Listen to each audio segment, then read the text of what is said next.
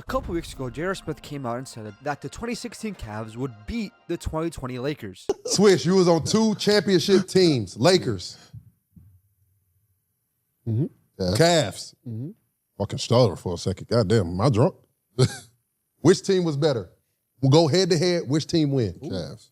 Not even close. Woo! And as a LeBron fan for over a decade who has watched both of these teams' championship run from the 3-1 comeback against the 73-9 Warriors to the 2020 bubble run with all the controversy surrounding that, I got to witness both of these championship runs thoroughly, from the first game of the first round to the last game of the NBA Finals. And so my opinion has some type of value here. And after hearing LeBron say that these two were the two hardest championships of NBA history, I just believe that I've been a part of 2 of the hardest championships in league history. Mm-hmm. And I don't care what anyone says about that. You can debate who's the greatest of all time individually, things of that nature, and what they've done. But as far as the teams, that's one of the 2 hardest championships in league history. I've been a part of that.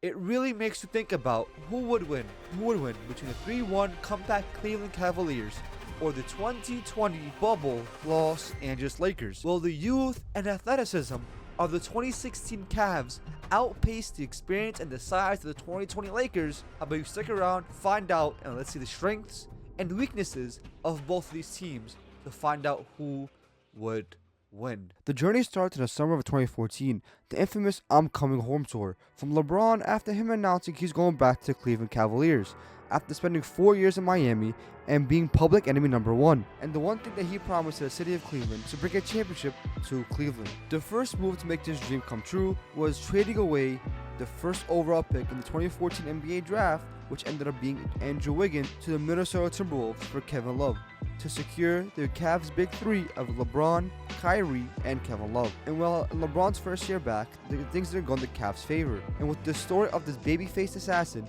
climbing up in the Western Conference made the dream of bringing home to Larry O'Brien just a little bit harder. And to add insult to injury, with Kevin Love getting his arm absolutely pulled in the first round by Kelly Olynyk, then again, fuck Kelly Olynyk, completely dislocating his shoulder and keeping Love out for the rest of the postseason. And Kyrie dealing with injuries in the Hawks series, then hurting his knee in Game 1 of the NBA Finals, and then missing the remainder of the NBA Finals, resulted with LeBron James having to go to war with this lineup. And obviously, it didn't end well, with the Cavs losing in 6 games to the Golden State Warriors. And then in the offseason of 2015, the Cavs signed veteran forward Richard Jefferson and veteran guard Mo Williams. And that was all the significant roster moves the Cavs made all offseason. So going into the year, their starting lineup was, at point guard, I don't gotta introduce him, I'll let LeBron do the honors. With the wizard, aka Young God, Kyrie Irving. And then at the 2, the Henny God himself, I don't know where I am, trying to get the pipe himself, J.R. Smith. And at the 3, the greatest player of all time, the king, the chosen one, the one and only, LeBron Raymond James. And at the 4, one of the most underrated players of all time, one of the greatest rebounders and quarterbacks of our generation, and Kevin Love. And finally, at the 5, I guess, Thompson. The off-the-bench pieces were Iman Shumpert, Richard Jefferson, Channing Frye, and Matthew Dellavedova. The first half of the season, the Cavs started 30-11, a really good start for a championship contending team. But there was some disconnect between the players and David Blatt, the head coach of the Cleveland Cavaliers. And to Blatt's defense, when he signed on to be the Cavs coach, he was brought in to help lead a young team not to be at the forefront of the Eastern Conference, contending for a championship while with the best player in the world. So the Cavs hired their assistant coach Tyronn Lue to now lead the team going into the postseason. The Cavs ended up the season 27-14. Not quite the record David Blatt cooked up, but still pretty good and sitting at the top of the Eastern Conference at 57 wins and 25 losses. But while they were doing that, a little light skin out of Davidson was making noise and breaking records. The Golden State Warriors that season beat the Bulls' record with the greatest regular season record of all time, winning 73 games and only having 9 losses. And on top of that, Curry being named the first ever unanimous MVP. The Cavs have their work cut out for them if they make the finals, because in the first round, they faced the Detroit Pistons, led by Andre Drummond. And well, it was a sweep. And by the second round, they faced the Hawks, led by Al Horford, Paul Millsap and Jeff Teague. And well, you guessed it, that was also a sweep. And now in the conference finals, the Toronto Raptors, who have Kyle Lowry, DeMar DeRozan, and some people thought, hey, this could be the year that they could go over the hump and finally beat LeBron. Well, in the first 2 games, the Cavs take a 2-0 series lead. Then Bismack Biyombo gave his best Dennis Rodman impression and pulled down 26 rebounds in Game 3 to give the Cavs their first loss in the playoffs. Then in Game 4, with DeMar DeRozan and Kyle Lowry combining for 72 points, was enough to tie the series at 2-2, and everyone started to doubt LeBron and the Cavs. But in Game 5 was a classic DeMar DeRozan game, because in this game he had 14 points, 2 of 8 from the field, and the Cavs ended up winning by 38 points to now go to Game 6. And can the Raptors force a Game 7? By halftime, it was a 14-point lead, and the Cavs never looked back. Despite Kyle Lowry's best efforts, the Cavs ended up winning in 6 games to now advance to the NBA Finals. And in the NBA Finals, to match up with the one, the only, greatest team of all time, the 73-9 Golden State Warriors, led by the unanimous MVP in Stephen Wardell Curry. And in Game 1, the sign for things to come. Because even with Stephen Curry having a stinker, this was the birth for me personally of the Sean Livingston doesn't miss middies. Because he went 8 of 10 from the field in this game with 20 points, while Curry shot 4 of 15, scoring only 11 points. The bench of the Warriors really showed out in Game 1, combining for 43 points and winning Game 1 104-89. And at this point, I know it's only Game 1, but man, I had my doubts. Losing a game where Curry and Clay combined for 20 points is a brutal way to lose.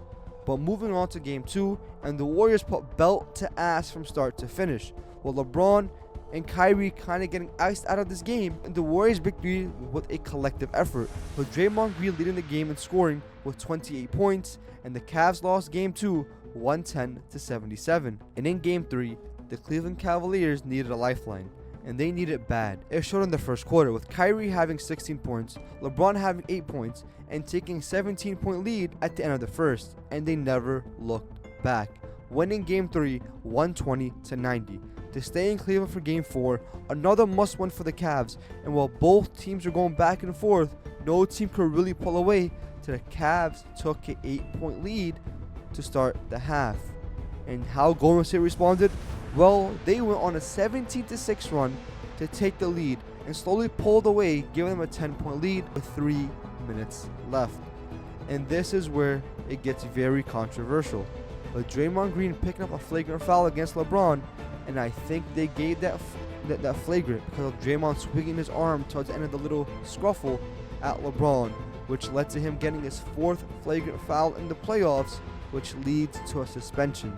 That means Draymond Green will be suspended for Game 5.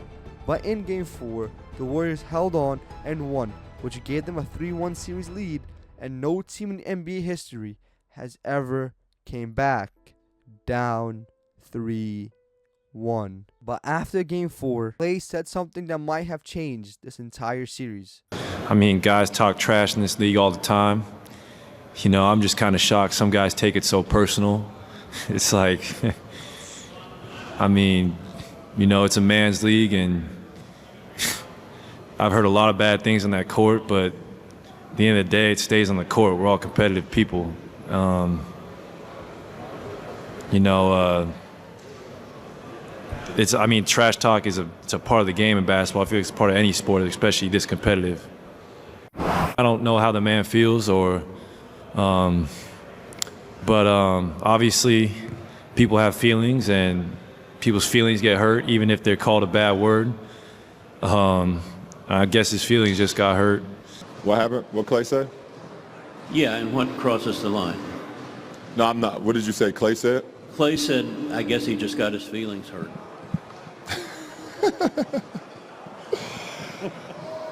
And then in Game 5, LeBron and Kyrie showed them that this series is far from over, because by halftime, with the game tied, LeBron and Kyrie combined for 43 out of the Cavs' 61, while on the Warriors side, the Splash Bros had 39 out of the Warriors' 61 points.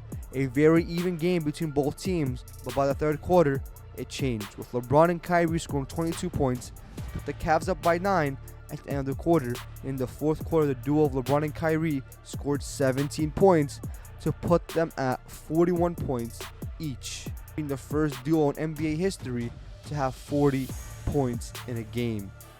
Taking away Game 5 from the Warriors and Oracle to force a Game 6 back in Cleveland.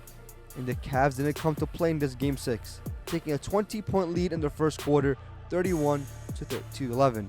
The Warriors weren't going to go out without swinging, with Curry scoring 15 points in the second quarter to make it a 16-point game. 16-point game by halftime. And in the third quarter, Klay Thompson came out gunning, scoring 15 points of his own, making this only a 9-point game going into the fourth quarter. But there's one man I trust to close out a game with his back against the wall, and it's LeBron Ramon James, who scored 17 points in that fourth quarter. With 4.5 minutes left in the fourth quarter, Curry picks up his 6th foul and gets very frustrated at the referees and throws his mouthpiece at a fan. Tristan Thompson able to get that deflected rebound. And a foul on Curry, and Curry's going to get it with a technical. He throws his mouthpiece after fouling out of the game. And it hit a fan, Mike. Which ended the Warriors' chances of coming back. Close that Game 6 at home, the Cavs win 115-111. Braun Havoc another 41-point game to force a Game 7 back in Oracle. It was out a long time ago, but here we are. It's tied up 3-3, and we're going to be going back home. So if you told us at the beginning of the season, one game to win the championship in Oakland, we'll take that any day of the week. The greatest words in sports at Game 7. And to start this game, no team can really pull away.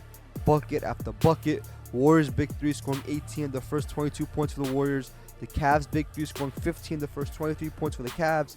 Very even game in the first. While the second quarter is where all came crashing down real fast for the Cavs, with Draymond Green scoring 15 points in the second quarter, shooting 4 of 4 from 3 to give the Warriors a 7-point lead going into the half. In Game 7, in Oracle, one of the loudest, one of the most egregious, one of the most frustrating arenas for any opponent in NBA history. And also, these are the 73-9 Warriors, who came back down 3-1 just in the previous series. This is not going to be any easy feat to come back from, unless you got J.R. Smith, who scored 8 points to start the half, to tie the game at 54 with 8 minutes and 54 seconds left in the third quarter. With another back in the fourth quarter, the Warriors lead by 1 at the end of the third. With a little under halfway left in the fourth quarter, Curry does something that will haunt him forever for the rest of his career. And the game is now tied with 4:39 remaining. Miss after miss after miss after miss. No one can buy a bucket in this game right now until the Warriors get a 2-on-1 opportunity, but there's J.R. Smith in front of them. Probably 99.9% of the time that's going to be a finish between Steph and Iguodala. And JR was back. Iguodala out of the pack. He's got numbers if he hurries. The Curry bounce pass, Andre. My main thing was I knew Brown was coming, but just to give him a chance. I was just like, I can't give up on this play. We've come so far. Iguodala to Curry, back to Iguodala. Up for the layup. Oh, blocked by James. LeBron James with the rejection. James out of nowhere, skies to the rim. He bats it away. Huge defensive play by the 4-time MVP. Man, that was so big. Game 7 was still tied. The turning point of this game, completely pushing all momentum in the Cavs' favor. But you would think after a play like that, someone would just score. But not yet. With less than 1 minute to go, the inevitable happens. Here we go. Irving between the circles, down to our left. Irving's picked up by Steph Curry, 6 to shoot. He's at the right point. He stutter steps. He launches at 3. Hey! Nailed it! Kyrie Irving from downtown! And the Cavaliers by 3. Kyrie absolutely hits the dagger, but then again, we were talking about Stephen Curry. Unanimous MVP. 1-3 here ties the game. Curry tries to respond, shaking bake. Kevin Love on him. Kevin Love gets a much needed stop to force Curry into a miss. And then with the final play remaining, LeBron drives into the lane, tries to dunk on Draymond. Draymond ends up fouling him. LeBron ends up splitting their free throws. 4-point game, 11 seconds left. Curry trying to shake and bake again, shoots another 3 and misses it. And the Cleveland Cavaliers are your 2016 NBA champions, winning the first ever title in Cavalier history. LeBron James did it, coming back down 3-1. First time in NBA history that has ever been done. And to this day, that still stands. All odds against him, the Cleveland Cavaliers pulled through and won against one of the greatest teams ever assembled in the 73-9 Golden State Warriors. And LeBron could ride us off into the sunset. Cleveland! This is for you! That was the dominance of LeBron while in Cleveland, bringing a championship to his home state. But now it's time to talk about the city that he brought back to life that was in a drought for a decade of contention. Back to being in a title race once again. And that team is the Los Angeles Lakers. The 2020 Lakers are something of an NBA folklore in a sense, and to this day are one of the most controversial teams and just seasons overall. But before I explain why that is, it always starts in the offseason. After LeBron's first season on the Lakers, which was extremely injury-riddled, the Lakers knew in order to restore a championship back to the city of LA, they needed a number 2 to put next to LeBron. And they didn't want to wait on the young core of Lonzo Ball, Kyle Kuzma, Brandon Ingram, and Josh Hart to develop. They chose to speed up the timeline by trading Lonzo Ball, Brandon Ingram, Josh Hart, the Lakers' 2019 first-round pick, which ended up being DeAndre Hunter, and then also their 2022 first-round pick, which ended up being Dyson Daniels, and then they're also their 2025 first-round pick, which ended up being Drake Powell. But in the series, the Pelicans traded with the Drake Powell pick and part of the DeJounte Murray trade, and the Hawks flipped that pick into a 3-team trade with the Boston Celtics and the Brooklyn Nets in the KP trade. Okay, you know what? That's enough of talking about the Pelicans and their organization. Time to get back on track. Lakers shared all that for one man, and his name is Anthony Marshawn Davis, the perfect running mate to put next to LeBron. On top of that, they fired Luke Walton to hire an experienced and win-now coach in Frank Vogel, and the rest of the offseason was signing Danny Green, DeMarcus Cousins, Avery Bradley, and signing Dwight Howard to bring us at the start of the season, where the birth of the full-time point guard LeBron James was born. Because at the 1, we got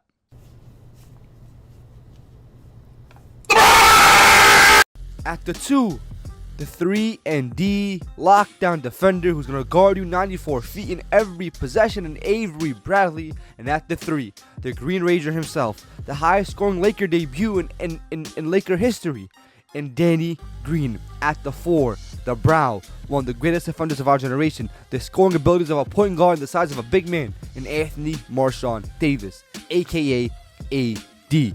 And the center and rim protecting lob threat, shot in the full MVP, JaVale McGee. The bench was something special. Locked on defenders from top to bottom. KCP, Alex Caruso, Rajon Rondo, and a 4-time Defensive Player of the Year in Dwight Howard. With the shot-creating forward in Kyle Kuzma. One of the most well-rounded team in recent history. The diversity of the lineups is unbeatable. Small ball, ultra big, all shooters, all defenders. You name it, the Lakers could pull it off, and it showed. Because in their first 30 games, they were 24-6 on the top of the Western Conference, completely dominating everyone in front of them, to the point where one of the greatest weekends in the LeBron-Laker era happened. All odds on the Lakers this weekend. Right here, we're going to prove whether or not that they were frauds or actual championship contenders.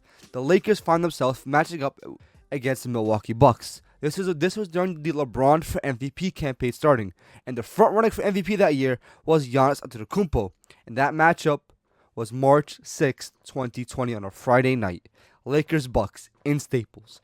All eyes on the Lakers. LeBron took the responsibility to guard Giannis, and man, did he have a game. 37, 8, and 8. But Giannis still proved why this is his MVP. 32, 11, and 6. Both hooped out of their minds. But the supporting cast of the Lakers was just too much, and the Lakers pulled out the dub 113-103. And the next game was also in Staples, but not on the Lakers' home court. It was against the so-called King of LA in Kawhi Leonard and his running mate in Paul George. They look to show why they might be finally the best team in LA. with LeBron and AD combining for 58 and Kawhi and Paul George also combining for 58, the Lakers supporting cast strikes again showed why they were just too much. The Lakers beat the Clippers 112-103, and those two games happened right before the world shut down.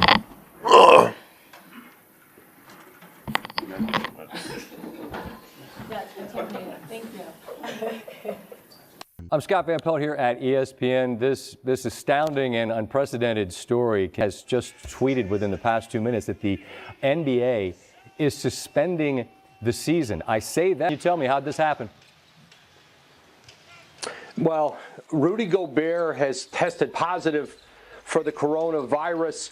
That was learned in Oklahoma City prior to that game. All the debates on whether the NBA was going to come back, we finally got our answer in late July, when the NBA introduced the infamous bubble. Wide World of Sport complex at the Walt Disney World Resort in Florida, the home of one of the grandest undertakings in sports history. It's where 22 teams have converged to restart the journey to a 2020 NBA championship.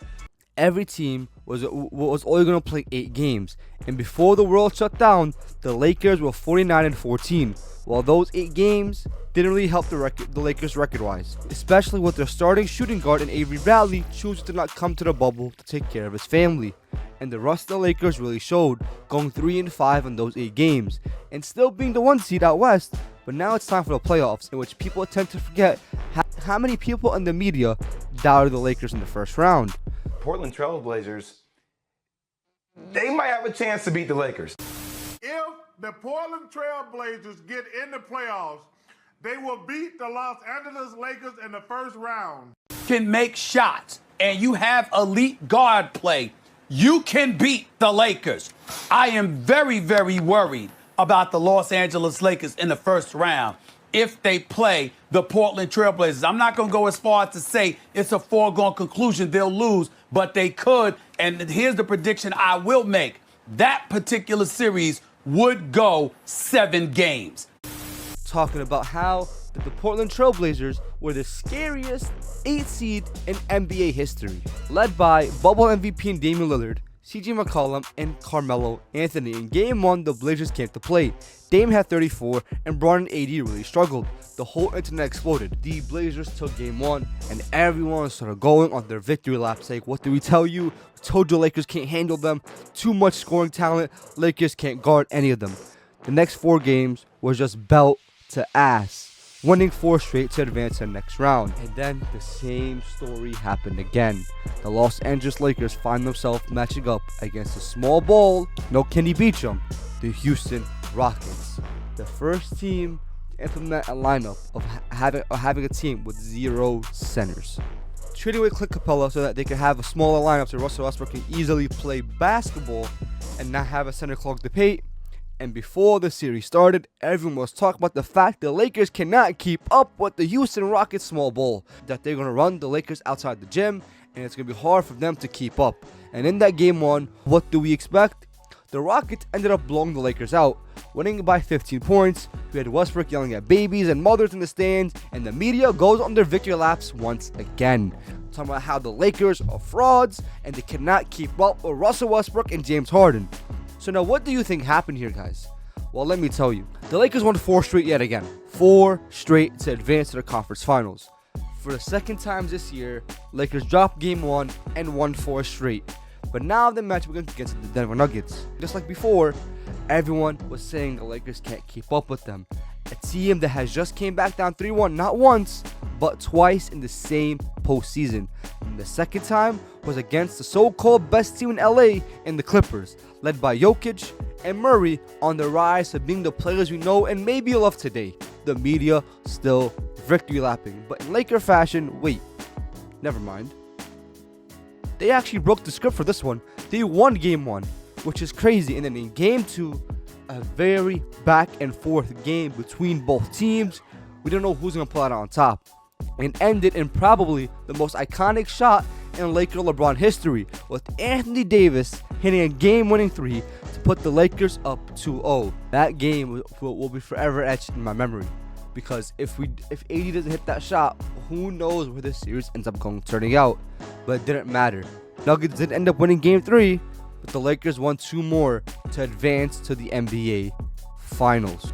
To match up with not the MVP in Giannis, not the Celtics led by Kemba Walker, Marcus Smart, Jaylen Brown, and Jason Tatum, but the Miami Heat led by Jimmy Butler, Bam Adebayo, and Goran Dragic. And in Game 1, Bam only played 21 minutes due to an injury, and the Lakers take a 1-0 lead, putting belt to the Heat. With Dragic and Bam not playing in Game 2, it was more of the same, with Butler trying to will his team to a win. And in Game 3, with his back against the wall, Jimmy Butler emptied everything he had, giving the Heat a little bit of hope, having a 40-point triple-double, and doing everything he can, and ended up paying off and winning Game 3, 115-104. Game 4, Bam came back to give Jimmy some backup, but with 40 seconds left, down by 6, AD ices the game by hitting a 3 and putting the Lakers up by 9, sealing Game 4, 102-96, putting them up now 3-1. Only one team has ever came back down 3-1 in the NBA Finals, and that man who did it, well, he's actually up 3-1 this time, so the odds aren't really in the Heat's favor. Game 5 is such a heartbreaking game for a Laker fan, because it was such a beautiful battle between LeBron and Jimmy Butler, with both of them going back and forth, Butler having 35, 12, and 11, and this is the game where you get the iconic clip of Jimmy Butler bent over the stanchion, tired as hell, giving all he got just to win this game. Braun also having 40, 12, and 13. Both teams going band for band. No one could really pull away. And with 20 seconds left, AD lays it up to put the Lakers up by 1. And well, Butler responds to Butler fashion, getting to the free throw line and icing both free throws. 1 point lead for the Miami Heat. 50 seconds left. And well, I'm just going to show the clip. Green coming up to set a screen. James goes the other way. Drives down the lane. Back out to Green. Green for 3. Off the mark. No good. Marquise Morris has it. Throws it inside and throws it out of bounds. Danny Green misses the series-ending shot. And I don't care what anyone says, that was clearly the best play for Braun to make in that situation. He ended up taking Game 5, 111-108, and now this sets the stage for Game 6. Well, I would sit here and try to build it up as if the Heat made this game close, and which they didn't. The Los Angeles Lakers took a 28-point lead by halftime, and then it was just over. The Lakers iced it. They won this series in 6 games. LeBron and AD brought a championship back to LA for the first time in 10 years, since Kobe Bryant did it back in 2010. They will forever be etched in Laker history. And back to this being a controversial season, this is why. Because it was during the bubble, it was during COVID. But guess what, guys? No matter whether or not the bubble happened or not, the Lakers were still going to win the championship. They were dominant before the bubble, dominant during the bubble, and goddamn it, no matter what happened, that was their ring to win. LeBron brought a championship back to Los Angeles, and LeBron wins Finals MVP for the 4th time in his career. That's four NBA championships and 4 Finals MVPs to etch himself as a Laker legend. Now it's time to find out whether or not the triumph of the 2016 Cleveland Cavaliers can match up against the adversity and all the background noise surrounding the 2020 Bubble Championship. And now we match up 2016 31-year-old LeBron James versus a 35-year-old LeBron in 2020. Who will win? And in Game 1, the minute and 30 left in the first quarter, it's a 2-point game. The Lakers are up. And then right off the start, the Lakers are pushing this game. Turn LeBron over, leading to another fast break layup to push it to 4. And then Rondo lays it up at the buzzer to make it a 6-point game at the end of the first quarter. And then fast forward over to the second, the minute and 45 left, the Cleveland Cavaliers are coming back into this game with a 5-point lead towards the end of the second. But little did they know, this Laker team has went through a lot. Kuzma hits a 3, and then KCP hits a midi to tie the game with less than a minute to go. A LeBron step back misses, but now they're up by 2 going into the half. In the third quarter, the Cavs find themselves up by 4. LeBron pushing it to 6. LeBron again with the layup pushes it to 8. To going into the fourth quarter with all of the momentum going into the Cavs' favor. The Cavs are up because with 4 minutes remaining in Game 1, 100-98. Cavs are up. The Lakers have held on for dear life. Both teams going on runs. But right here, the Cavs turn it over, leading to a Kyle Kuzma layup to tie the game. But the Cavs slow it down. go back to the basics, run a pick and roll between Kyrie and Tristan Thompson to give them back the lead. AD and JaVale McGee try to run a big pick and roll, but that leads to be broken up by Kyrie, and the Cleveland Cavaliers up by 5 with a minute 35 to go. LeBron finds Kyrie open for a 3 to push it to 8. Lakers have no answer for the Cavs' run, and the Cavs take game 1, 111 to 102. And in this game 1, LeBron had 24 points, 6 rebounds, 6 assists, 10 of 16 from the field. AD, 21 points, 10 rebounds, 6 assists, and 4 blocks. And Kyle Kuzma had 16 points, 3 rebounds, 3 assists, and 5-11 from the field. Cavs side, LeBron had 30 points, 10 rebounds, 3 assists, 12 of 26 from the field. Kyrie had 21 points, 4 assists, 3 steals, 7 of 18 from the field. And then J.R. Smith with 13 points, 3 steals, and 5 of 6 from the field. And now game 2, Lakers have their backs against the wall. And in this game 2, Lakers find themselves up by 3 with less than 2 minutes to go in the 4th quarter. Cavs don't want to end this quarter being down because Mo Williams finds Mozgov for the layup. But the Lakers go on a run in this first quarter to end it off with a Dwight Howard dunk leading to Kuzma getting fouled, into a Caruso 3, making a 4-point game going into the 2nd quarter. The Lakers are holding control of the game, outscoring the Cavs 30-18 in this quarter. Cleveland LeBron is not going out without a fight. Layup over LeBron. Then LeBron responds to layup over LeBron. Kyrie missed the layup. Back out to LeBron for the 3. LeBron responds to a layup to give a 15-point lead of the first half. The Lakers are in control. Both LeBrons battling back and forth, but no matter what happens here, it's still a 15-point lead going in the Lakers' favor. The 3rd quarter is the same. Lakers up by 19 with 2:27 left. But Cleveland LeBron, he knows how it feels to be down, and no matter what, he will keep fighting. LeBron gets an and 1 quickly, into a midi to quick 5-0 run for LeBron, and then with another layup makes a 7-0 run for the Cavs. And quickly the Cavs turn it from a 19-point game to a 12-point game going into the 4th. And another short run from LeBron, but it still wasn't enough. With 3.5 minutes left, it's a 14-point game, but the Cavs are rallying behind the fact that they believe they can still do it. But for every time the Cavs scored, the Lakers just responded, and there was no answer. The Cavs could not take control of this game late, and the Lakers took game 2, 120-108. Behind the backs of LeBron James were 29 points, 5 assists, and 5 turnovers, with 1 assist for the field. AD with 28 points, 14 rebounds, and 2 steals, and JaVale McGee with 12 points, 2 steals, and 3 blocks, both 6 of 7 from the field. And on the Cavs side, LeBron did all he could, 39 points and 5 steals, 4 of 6 from the field. Kyrie had 22 points, 6 assists, and 5 turnovers, and Kevin Love had 19 points with 8 and 14 from the field. Going into this game 3 in Cleveland, Cavs assert that this game is theirs to win. Being up by 7 with 35 seconds left in the first quarter, and the LeBron buzzer beater pushes it to 9 going into the 2nd. But the Lakers are still fighting. They do not want to go down 2-1 in the series to go back to Cleveland. They are now down by 1 with 2.5 minutes to go. The Cavs push this lead to 5 really quickly.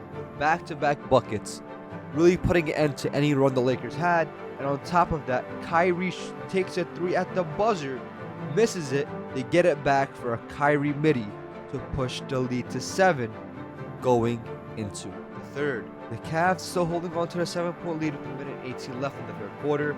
Kuzma has to fight to get a layup up to push it down to 5. Dwight Howard gets the steal, finds Kuzma, who then finds Caruso for a layup to make it a 3-point game. But then to end the quarter off, Kevin Love gets fouled and kind of stops the momentum the Cavs are having and makes it a 5-point game going into the 4th quarter. Cleveland go on a 16-8 run to give them a 13-point lead with 3 minutes and 45 seconds left in the 4th quarter. The Lakers still want to come back into the game. There's still a lot of time. Then after LeBron tries to will them back, it does not matter. LeBron on the other end ices a 3 and make it a 14-point game. Less than 3 minutes to go. all hope is lost. LeBron hits one more three to make it a 15-point game. And no matter what, they are still trying. But it's too little, too late. Cavs take game 3, 109-101. Backs of Kyrie Irving, who had 26 points, 3 rebounds, 3 assists. Kevin Love with 21 points, 8 rebounds, and 7 assists. And LeBron with 20 points, 11 rebounds, 8 assists, and 3 blocks. On the Lakers side, LeBron with 30 points, 6 rebounds, 10 of 15 from the field. AD with 28 points, 14 rebounds, 10 of 18 from the field. And Kyle Kuzma, who had 16 points and 4 rebounds. In Game 4, in Cleveland, the Lakers found themselves the backs against the wall. It's all or nothing here. They have to win this game to avoid going down 3-1. In the first quarter, with a minute and 45 left, the Lakers are up by 3. Then for a whole over a minute straight, no team could score the ball. With 30 seconds left, the Cavs finally tie it towards the end of the fourth quarter. And on top of that, LeBron, to close it out, has AD with him in the post. And after struggling to get a shot up, finally throws out some ridiculous layup, and it goes in to push the Cavs lead to 2. Lakers respond in the second quarter, going on a 30-20 run to put them up by 8. The Cavs and Kyrie Irving have something to say about that, hitting a tough and one to finish the half, going down by only 5 points. The Cavs are only down by 5, looking to push the lead to 3-1. And then to close out the third quarter, the Lakers push it to a double-digit lead. And now, do or die for the Lakers. Can they hold on to this lead in the fourth quarter? And with 3.5 minutes left, they have a 9-point lead. They have to close it out. And LeBron hits a 3 on the wing to push it to 12. And KCP steals it, leads to Danny Green getting to the line and splitting their free throws. And that essentially closes out the game for the Lakers, closing out Game 4, 114-102. In Game 4, Kyrie Irving led the Cavs 31 points, 5 steals, 12 of 19 from the field, and 4 of 5 from 3. LeBron had 19 points, 5 rebounds, 8 assists, 8 of 15 from the field. J.R. Smith, 16 points, 3 steals, and 2 of 10 from 3. The Lakers side, it was AD, who had 46 points, 13 rebounds, and 6 assists, with 2 steals. LeBron had 33 points, 4 rebounds, and 7 assists. And Alex Caruso had 12 points, 5 rebounds, and 2 steals. Tied the series at 2 games apiece, going into Game 5 in LA. They're back in Staples. Can the Lakers take the series lead for the first time? Well, they're up by 10 in this first quarter with a minute and 40 to go. But LeBron hits a 3 in the corner. Mozgov gets the steal, finds RJ, and LeBron hits a layup in transition to make it a 5-0 lead. And with a little more back and forth in this first quarter, leading to a Rajon Rondo having Mo Williams on the island to push the lead to 7 points at the end of the first quarter. In this second quarter, the Lakers are still holding on to their lead. Still up by 7 points. No team can really pull away. The Cavs can't really come back into the game, but Kyrie's still going to try. Because he hits a quick floater towards the end of the second quarter, leading to a J.R. steal and Tristan Thompson splitting the free throws to now drop the lead down to 4. But the Lakers quickly get it back up to 6 to close out the half. To now it looks like, hey, maybe the Lakers can finally get the series lead. But little do we know, the Cavs come out gunning in this third quarter, going on a 27-16 run to give them a 4-point lead in the third. And then Mo Williams hit the layup over Rondo. The Lakers found themselves down 8 with 3 minutes and 45 seconds left in the fourth quarter. LeBron doesn't go down 3-2. He hit the tough midi and responds by then trying to hit a tough 3, but he misses it. AD cleans it up, and now they are down by 4. Can the Lakers do it? Can they pull it off? The Lakers almost get the steal, but the gamble didn't pay off. Tristan Thompson gets an easy dunk to extend the lead to 6. Now for the rest of this quarter, the Lakers find themselves still fighting. Laker ball, 20 seconds left, down by 3 to decide the game. And they try to take a 2, and they make it to make a 1-point game, and they foul J.R. Smith. J.R. makes the first one, but he misses the second one. And LeBron has it, and he misses the layup to send the game to overtime. Game 5 goes to the Cleveland Cavaliers. They win 102-100. In the Lakers side of things, it was Anthony Davis with 26 points, 15 rebounds, 12 of 25 from the field.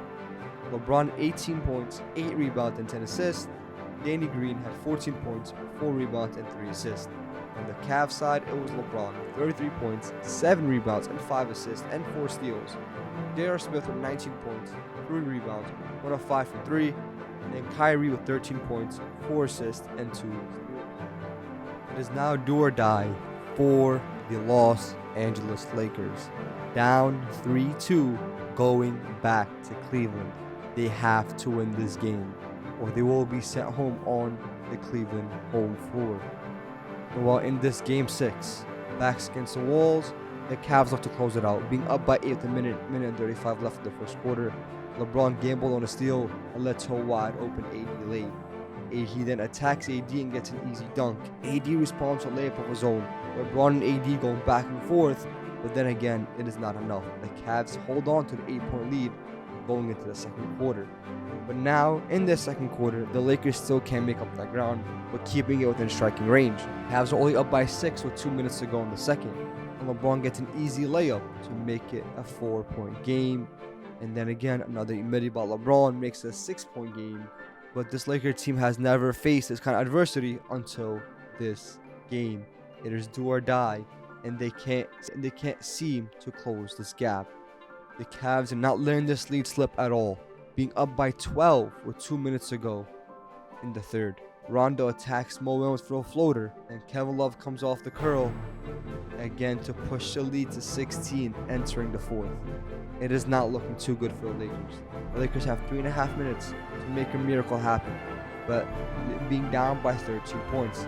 Can they do it? LeBron comes down with the layup. LeBron then finds Danny Green for the 3, and it goes in. 5-1 for the Lakers to make it an 8-point game. LeBron with the steal to JaVale. JaVale with the slam, a 6-point game with less than 2 minutes to go. AD hit the jump hook over Love. All the momentum in the Lakers' favor.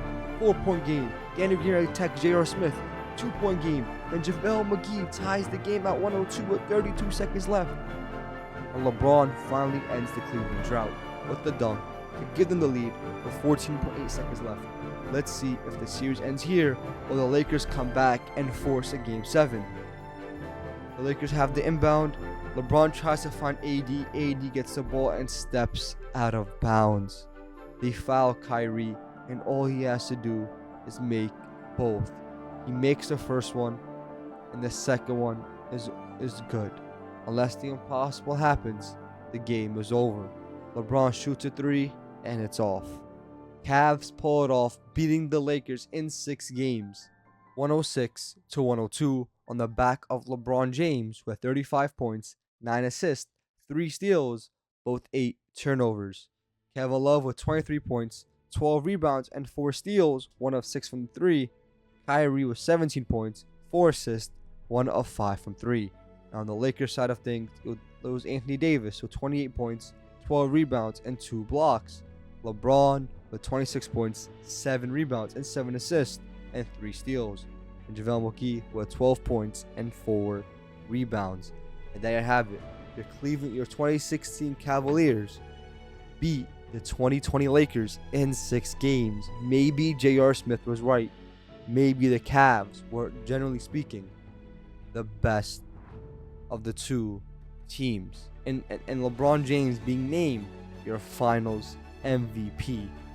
Let me know what you guys think of how this matchup turned out in the comments down below.